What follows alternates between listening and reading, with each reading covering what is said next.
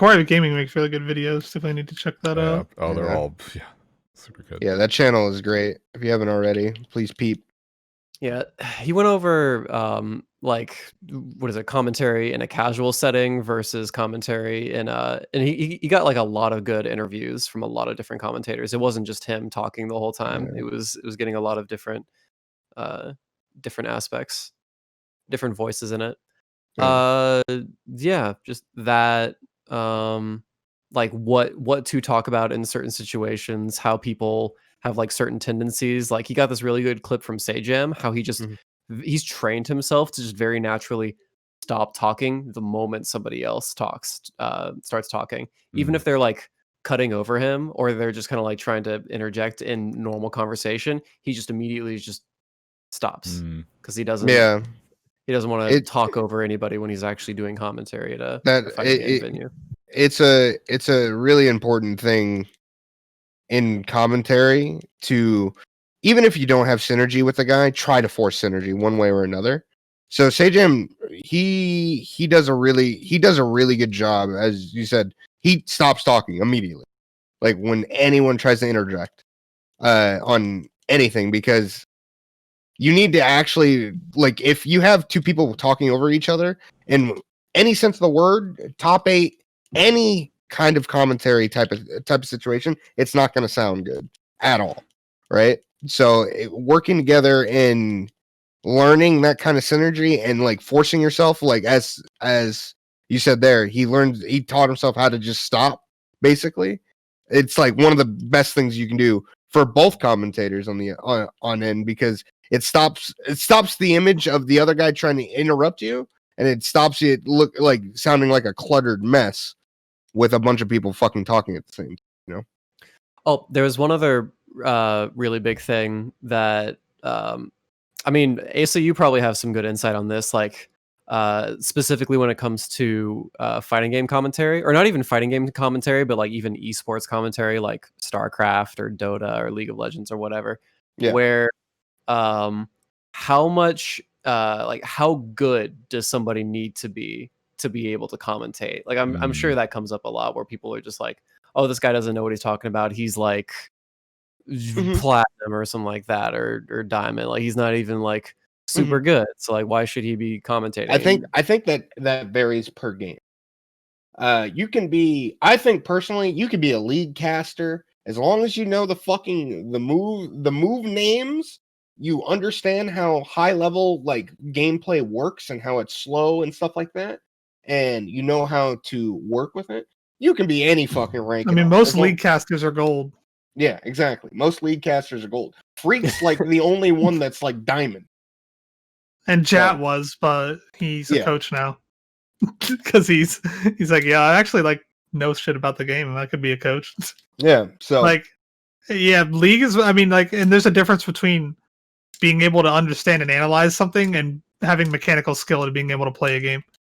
Yeah. Like in league, you can be like, okay, he should buy this item. He should push this wave. He shouldn't push this wave. Yeah. But that doesn't mean that you can get in there and like 1v1 a fucking challenger player. No. Right. And I'm just now remembering there was that aspect where naturally you don't need to be super good at a particular game to be able to commentate well. But there was also the other aspect where if you are a player or like a past player, a past professional, that if you utilize that well, that can really help, because then you'll be able to be like, okay, I kind of like know what this player is feeling right now, like what's going on in their head, what the situation, what it feels like to lose on this stage or this, that, or the other. And so that experience can also be extremely beneficial. There's a good Tekken player that if he ever stops playing Tekken, that guy will be a god tier commentator, because he's got the voice for it. He knows how to talk, and he understands the game very well. And that's Anakin. If Anakin ever stops playing Tekken and he actually wants to play do commentary, we're all smoked. That man actually can speak really, really well. He knows how to speak fluently. He knows how to talk on a microphone, and he knows how to work with other people. That it's a wrap. But that doesn't go for all top players in the world. If you retire, you're not a commentator unless you've got the talent for it. If you can't talk on a goddamn microphone, you can't do it.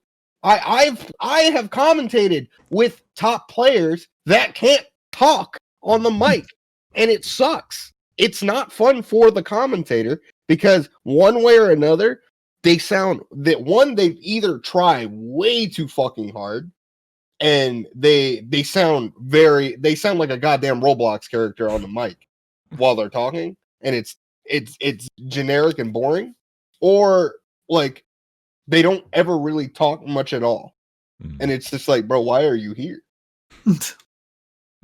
A lot of commentators and coaches in league and analysts and shit are all old pro players, but like, only the ones who are charismatic and outgoing can really be the commentators. Like, I mean, a pro player can like, it's the same as like having them on your talk show or your podcast. Like, some pro players just aren't good for content.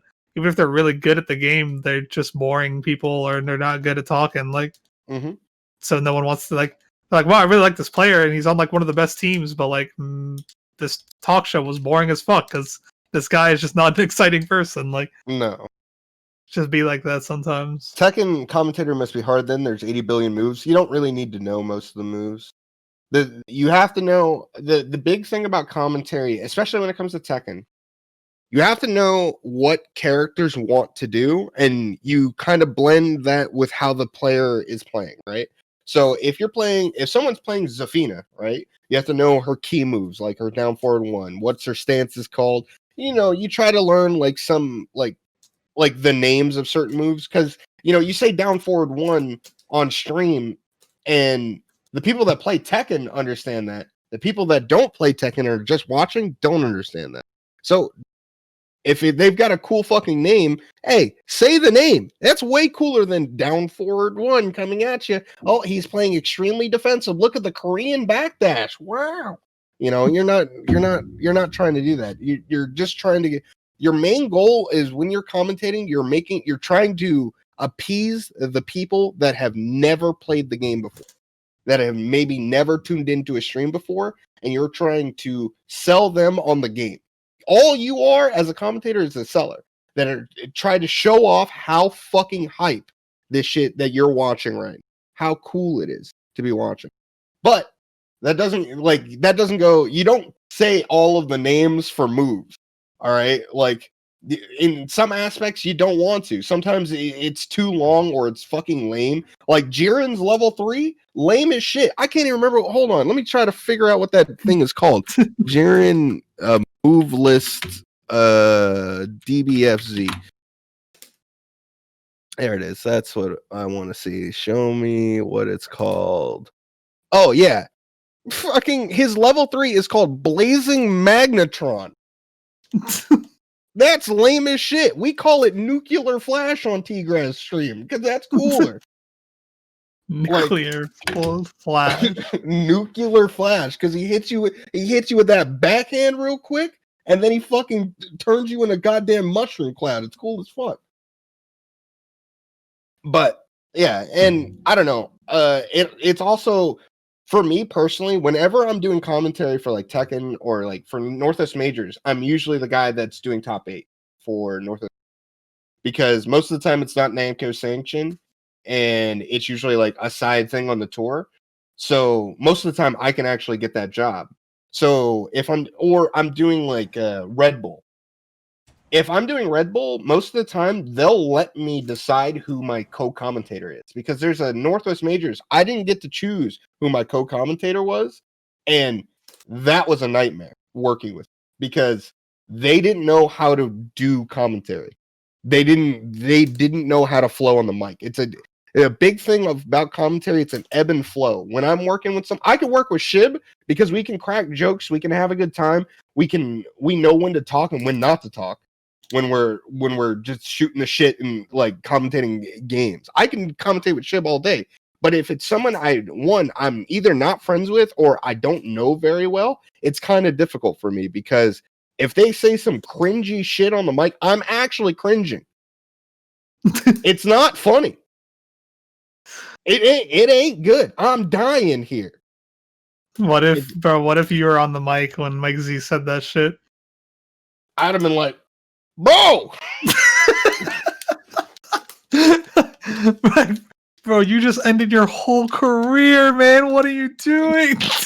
I would have done anything in my power to just get it back on topic, because if we're saying shit like that, I've been like, bro, you can't be saying that. Like, oh my god. I would look at the camera like, please. It's just you just hear like you leaving the Discord. You just better. Yeah, no, I would just try my best to get out of that situation. That's the biggest goal. But I don't know. Commentary is hard, and we're no longer in the days where any Joe Schmo can get on the mic and try to talk anymore, because one, people will tell you to get the fuck off. It's literally what happened to what's his goddamn face? Sonic what's his face? I almost said Sonic Soul. That's not who it is. What are you talking about? The guy that basically is just fucking not doing commentary. Ski Sonic? Ski Sonic. There we go. I haven't seen it in a while.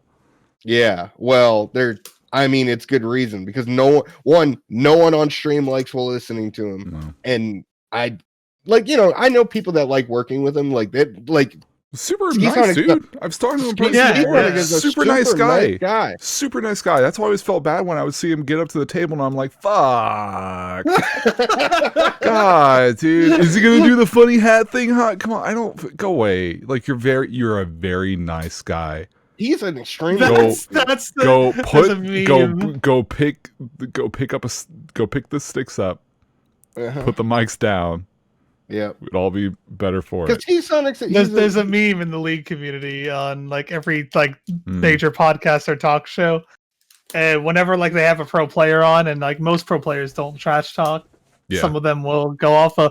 Whenever you have a pro player on, and you're like, what is so good about this guy? Like, he seems like he's just ass at the game. Why does he keep getting on teams? And no one ever wants to say he's shit. They're just like, he's a really nice guy, he's a good teammate. Yeah. He's a nice guy. He's a nice guy. But that's 100% with Ski Sonic, like that's 100% the case. That guy is an extremely nice person. From what I've talked to him, nice dude. Great person to fucking hang out with. For every other reason, deserves a spot in the chair. He just is just not, in my opinion, that great at it. I don't think it's not just your opinion. You know who I miss on mic? You know who I miss on mic? Pi Psi. Yeah. The Jamaican dude. Oh, you used to be on LBC. Yeah. Oh, man. That would be fucking tight, bro. Like, that guy would be so sick on the mic. Bro, what happened to Chris Matrix? I don't know. He busy. He'd be doing the podcast with Yipe. No, does he? Yeah, I haven't seen him on commentating. I guess I haven't watched a fighting game in fucking forever because of COVID. I miss Chris Matrix. Chris Matrix and Yipe was fucking god tier Dragon Ball commentary, dude. Yeah, that makes Dragon Ball way more. There are two groups of like commentators that I will at this point kind of require to watch Dragon Ball, and it's Yipes and Chris Matrix, or like just watching anytime people not lately because not recently at all because of COVID, but those tournament streams that Bum would run at the House of Chaos. Yeah. Because people start passing around because that's just at his house. Like so booze gets passed around. People were going in. And like, so you'll get like you'll get, and of course Bum's like usually more responsible, so he'll be up there, he'll be more coherent, and he'll be doing pretty well running the stream and everything. He's a good guy. And then you'll just get someone else on the mic, doesn't really matter who, and it's a good time. It's really good. Oh man, it's funny as fuck. There's some great clips from the House of Cow stream. Commentary is wild because I will work with somebody that's done commentary before and or has experience with it, because it is so easy to work with them. It's so easy. They're fucking professionals. They've been doing it for years. When I one of my favorite times I ever did commentary was with Spooky for top 24 Tekken at Northwest Maine. We did like probably 2-3 hours worth of work, and it was, dude, it went by like a flash because we were having so much fun doing it. And he was a treat to fucking work with because he knows what to do. This man has been running tournaments for years, and he doesn't let anyone on the mic no more. Like, he only lets people that knows what they're talking about on the mic. And he said, "Nah, bro, if you ever come to New York, I got you." I'm like, I'd dap him up for that one. You ever watch an NLBC where he'd be running shit, and then him or Arturo, but more so Spooky, and like a cable would get tripped over and like pulled out or something would go off. Yeah. Like when he's not at his setup. Yeah. Right. If he's like like you'll see him in the way in the back, like over in the corner, and you can tell like a monitor will go off 20 feet away from him, and he'll sense it. It was turning. Is that one of mine? Storming over. Hey, just seeing an aggressive Spooky is different, but like not in a like, haha, that's cute. More so like, oh god. No, because everyone has so much respect for him. Everyone knows you don't fuck with Spooky. And I don't just mean in terms of like where his place is in the community. I mean in terms of like just watching Big 2 like every week in like 2012, and just knowing how much equipment he was hauling in his fucking car to and from the venue when I was doing like 1/10 of what he had, bringing it to my event every week and being like, fuck God. Like I was happy to do it, but fuck. Yeah. And that was a laptop, a Hapag, a console, and a few cables. That's it. And I was like, fuck this shit. Like all the amount of work that he fucking put in. Like, Jesus fucking Christ. So when he would get super fucking intense, the moment a cable gets slightly nudged, like I completely understood that feeling. Dax, if we ever live together or live close to each other, we gotta do like locals. Oh, we would run. Yeah. That would be actually it would be Wyoming, dude. It would be if it was here in Memphis, it would be you, me, and then I would have Jazz and Squab, and we'd be, because I would like, it was me and those two when we ran those boss battles tournaments here. Yeah. Like a few years back, but I had to get the scene going in Wyoming, dude. Oh yeah, absolutely, brother. Just make some Tekken killers, dude. Wyoming's the new hotspot for the FGC. Dude, we're gonna get some killers. We're gonna get some killers. We're gonna head up to KIT. Yep. Put that shit back on the map, dude. Yeah, dude. We're gonna head back to KIT. We're gonna meet up with Maj, and dude, he's gonna get bodied by one of our guys. Like, where the fuck y'all moved to again? Wyoming. Wyoming, baby. Hey, shut up. We're going to Wyoming.